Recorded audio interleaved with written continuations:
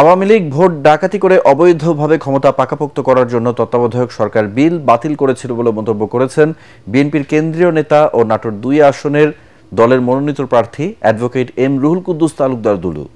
সংবিধানের নির্দলীয় তত্ত্বাবধায়ক সরকার ব্যবস্থা ফিরিয়ে দেয়া আপিল বিভাগের রায় শুধু বিএনপি নয়, বাংলাদেশের মানুষের বিজয় হয়েছে বলে মনে করেন তিনি। দুপুরে নাটোর জেলা বিএনপি কার্যালয়ে বিভিন্ন দপ্তরের অবসরপ্রাপ্ত শ্রমিক, কর্মচারী ও কর্মকর্তাদের সাথে নির্বাচনী মতবিনিময়ের সভায় সব কথা বলেন রুহুল কুদ্দুস তালুকদার দুলু।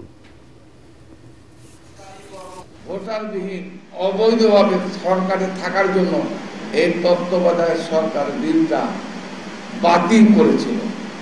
আমাদের মহামান্য আদালত সুপ্রিম কোর্ট এই তত্ত্বাবধায়ক সরকারের বিল পাস করেছে।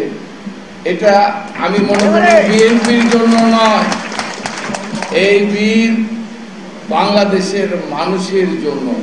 এটা একটা বিজয়।